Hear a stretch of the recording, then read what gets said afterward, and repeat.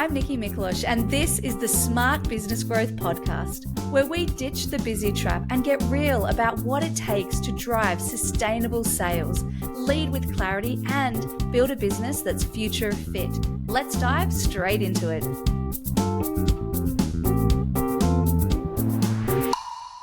All right, team, this week we are going to really get our sales hats on.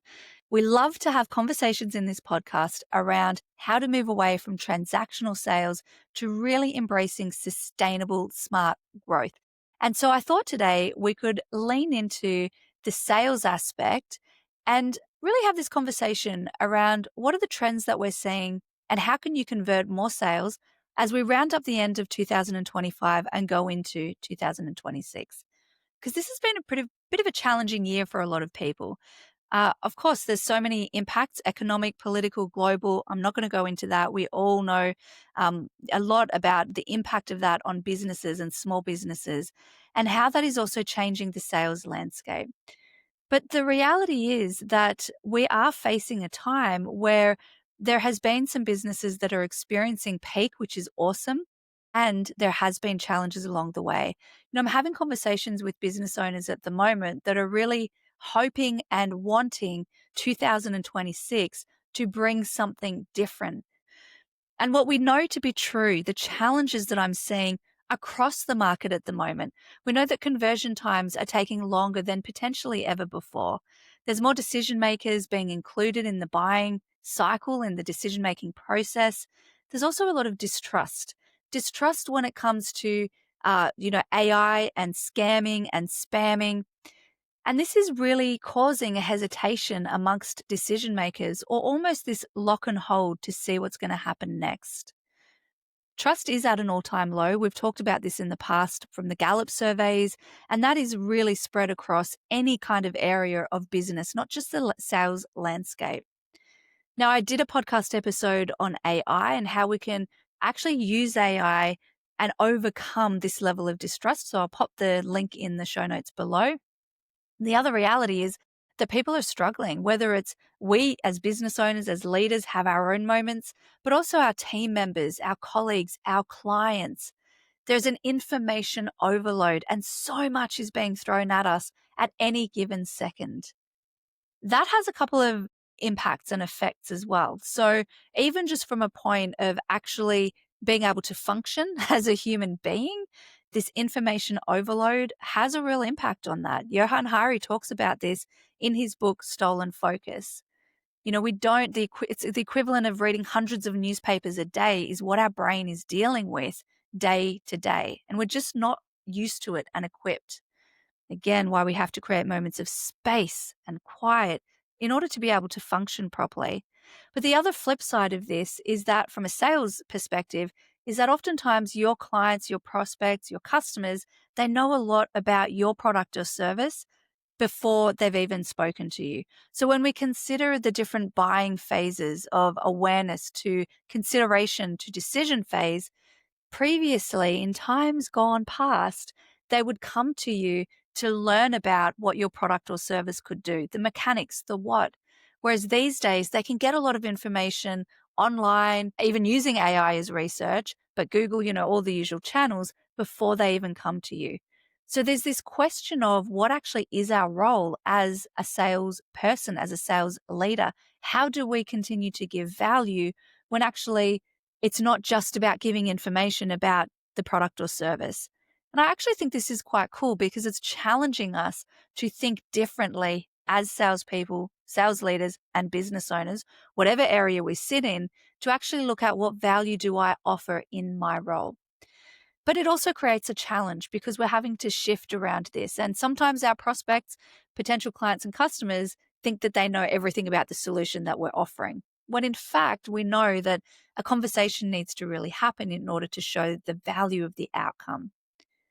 All of these challenges are creating this hesitation where we're naturally becoming more cautious, more hesitant to do some of the sales activities that potentially we've done in the past, because we don't want to be, that guy, that cliched stereotype used car salesman, or, that stereotypical push, die hard on the hill. There's no such thing as a no, da da da da type sales. And there's this hesitance for the most part, to not be like that. And so what happens is we end up pulling back even more. We're not even reaching out for fear of being that burden, being that icky, pushy, fake type of salesperson or sales leader. But here's the thing. What hasn't changed? There's a lot that actually hasn't changed. People still want to feel like they know, like, and trust us when they say yes to a sale. Our customers, our clients, they still have a problem that needs to be solved, or a need or a desire or a want that you can fulfill.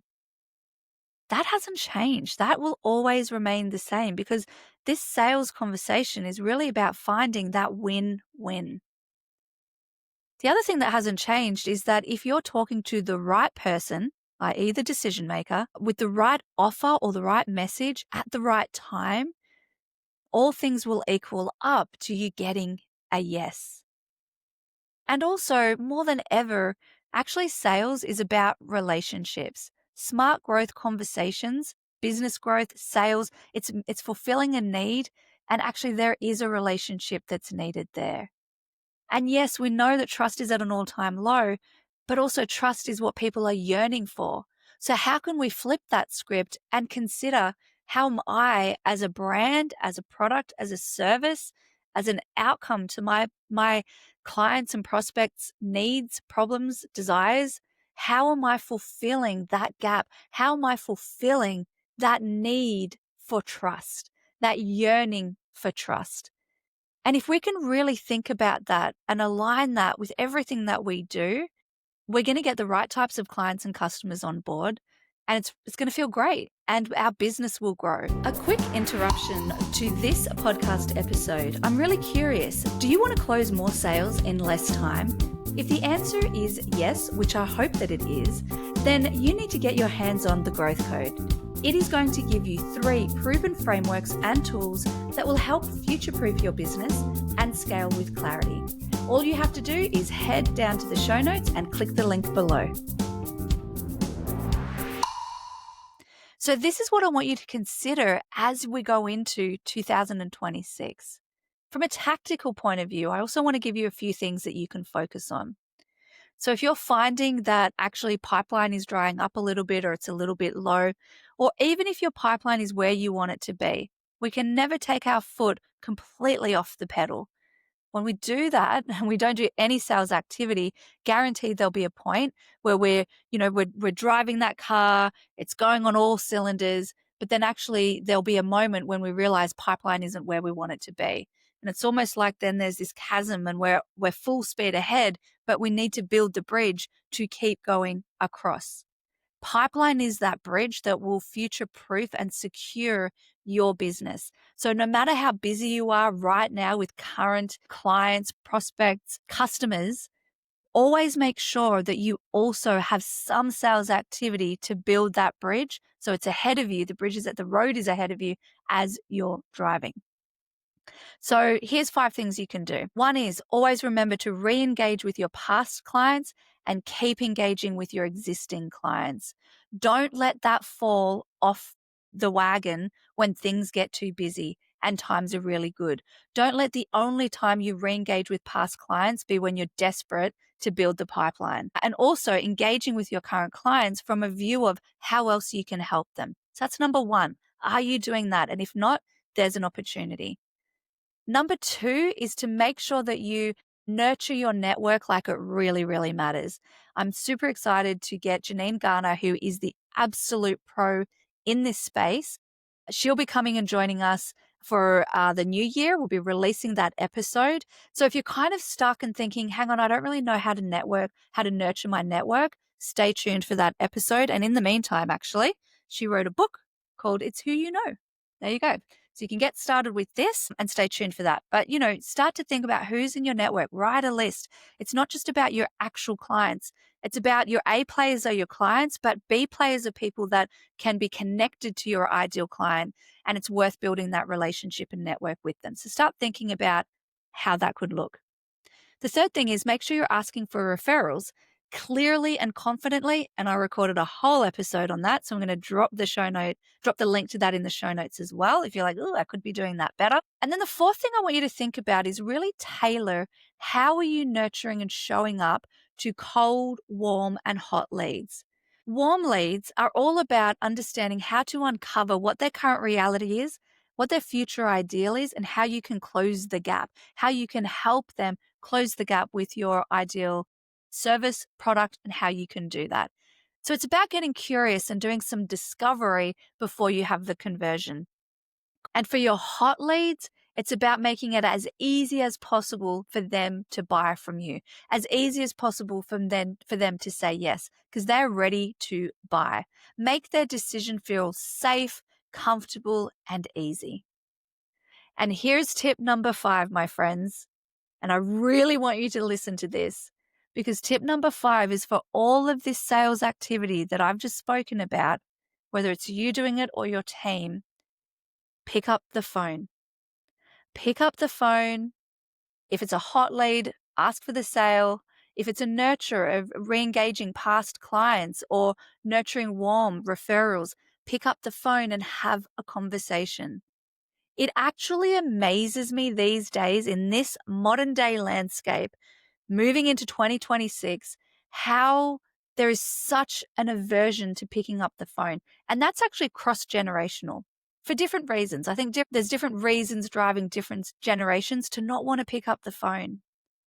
But think about what we talked about before. Trust is at an all-time low.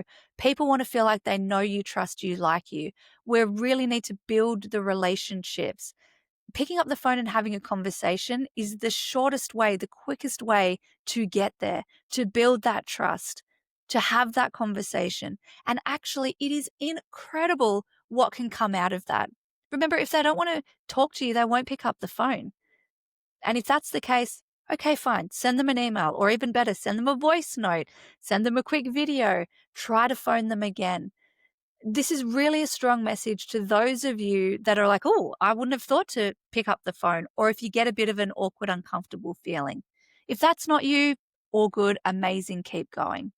I actually was listening to a podcast the other day that talked about the fact that some salespeople who have been really like, oh, I don't want to pick up the phone, they've started picking up the phone, and the response has been amazing because people are actually open to talking.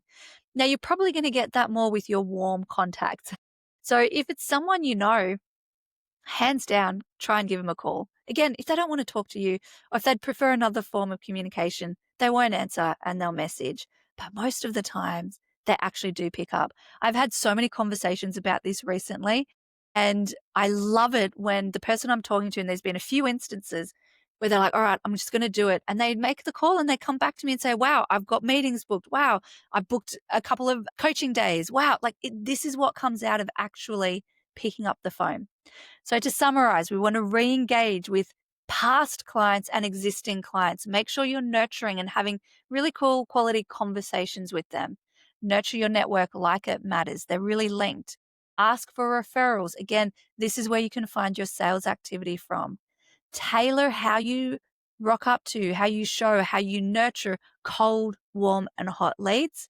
And most importantly, pick up that damn phone, have those conversations, because that is where you can truly have the biggest impact. And of course, if you have a team, make sure you share this with them and get on the phone with them. Do some hour of powers and just bang out those calls. I'd love to hear your thoughts on this, and I'd love to hear what you action. And until next time, I'll see you then.